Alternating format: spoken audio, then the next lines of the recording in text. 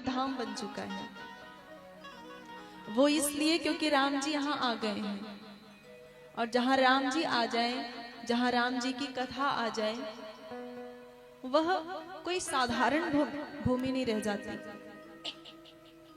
कोई साधारण ग्राम नहीं रह जाता, वह तो धाम हो जाता है। क्योंकि राम जी के कथा की धारा यहाँ से बही ना, यहाँ बह चली, इसलिए यह धाम है। और राम जी पधारे, तो आपके यहाँ जो है राम जी पधारे हैं, लेकिन अब राम जी यह चाहते हैं कि हम आपके गांव में तो आ गए हैं, पर आप सबके हृदय में भी आना चाहते हैं। राम जी आप सबके हृदय में भी आना चाहते हैं। तो बताओ कितने लोग कपाट खोले हुए हो हृदय का? अच्छा, सबने दरवाजा खोल रखा है कि आ जाओ हृदय में, हाथ नीचे कर लीजिए।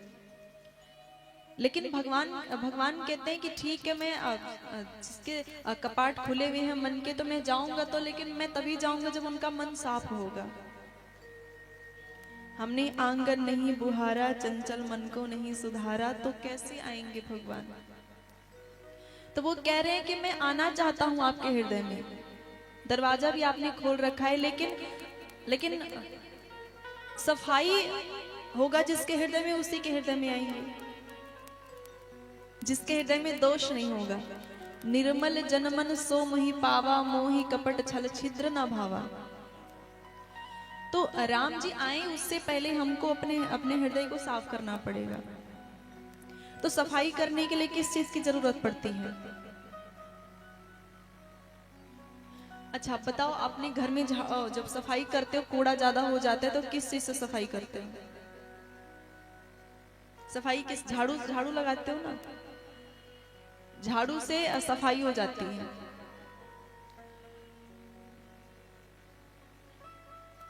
और साफ हो जाता है तो मेहमानों को बैठने के लिए कितना अच्छा रहता है, देखो आप।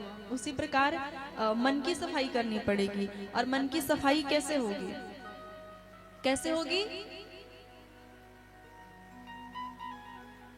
तेज बोलो जरा, जैसे झगड़ा करते हो तब बोलते हो। राम से, राम जी के भजन से, राम जी की कथा से, सत्संग से, ये अच्छी बात है। इससे ना सफाई होगी। तो राम जी के भजन से हमारे हृदय की सफाई होगी, हमारे मन की सफाई होगी। और जब मन साफ होगा, मन स्वच्छ होगा, तब क्या होगा? तब हमारे हृदय में कौन आएंगे? राम आएंगे। और जब राम आएंगे तब क्या होगा? तब अच्छा, अब हमारी भाषा में कहें तो जब राम जी हमारे हृदय में आएंगे तो हमारा हृदय, हमारा जीवन चलता फिरता उत्सव बन जाएगा। हम खुद महकेंगे, और जहां जाएंगे वहां सारे महक जाएंगे हमको देख करके। एक जो भक्त होता है, भक्त की ऐसी कांति होती है ना, ऐसी चमक होती है, कांति माने चमक, ऐसी चमक, ऐसी प्रभा, ऐसी आभा होती है कि वह खुद तो महकता है पर लोगों को महकाते चलता है। खुद तो महकता है पर महकाते चलता है।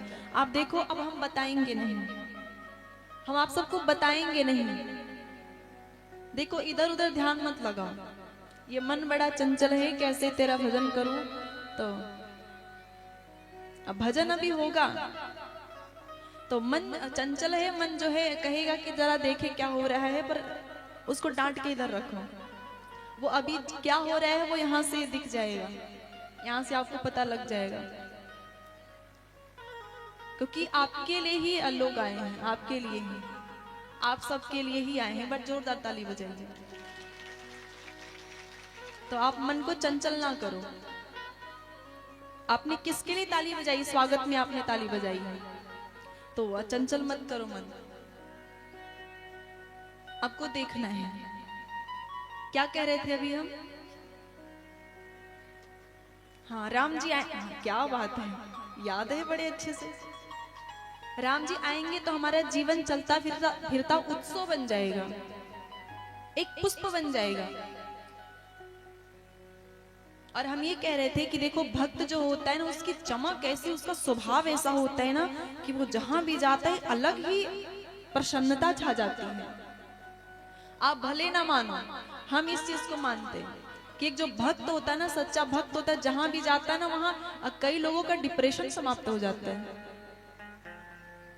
डिप्रेशन खत्म हो जाते, चिंता खत्म हो जाती है। हाय देखो तो, देखो कितना अच्छा चंदन लगाया हुआ है, देखो माला कितनी सुंदर है, ये देखो इसके मुख पे तो हमेशा प्रसन्नता ही रहती है। तो लोग जो चिंताग्रस्त होते हैं ना, उनका वो चिंता का बादल छटने लगता है उस भक्त को देख करके।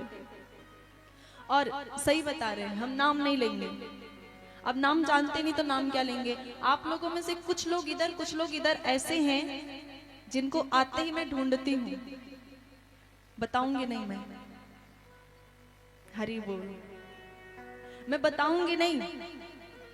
क्यों बताऊं, बता दो तो कहीं ये सात्विक अभिमान हो जाए तो नहीं बताऊंगी, बस गुप्त में रखूंगी। मैं आते ही कुछ लोगों को ढूंढती हूँ, कुछ लोग इधर है कुछ लोग इधर, क्योंकि मुझे लगता है कि उनके बिना कथा हो ही नहीं सकती। भक्त के बिना भगवान कहाँ है, यदि भक्त ना हो तो भगवान कहाँ, भगवान शून्य हो जाएंगे ना। तो कुछ लोगों को मेरी आंखें ढूंढती हैं। अब देखो ये क्या है, ये आपका प्रभाव की भक्ति की शक्ति है, जिसके बिना हम भी अधूरे हैं, वक्ता भी अधूरा है श्रोता के बिना, भक्तों के बिना। तो भक्तों में ऐसी शक्ति होती है, भक्ति में शक्ति है, भक्तों में अपार शक्ति है। और भक्तों में ऐसी शक्ति है ना कि आपने सुना होगा वो देवी अनुसुईया, माता अनुसुईया, उन्होंने क्या किया, तीनों देवताओं को बालक बना लिया, त्रिदेवों को, ब्रह्मा विष्णु और महेश, तीनों को बालक बना लिया अपने सतीत्व के बल पे। क्या शक्ति होती है।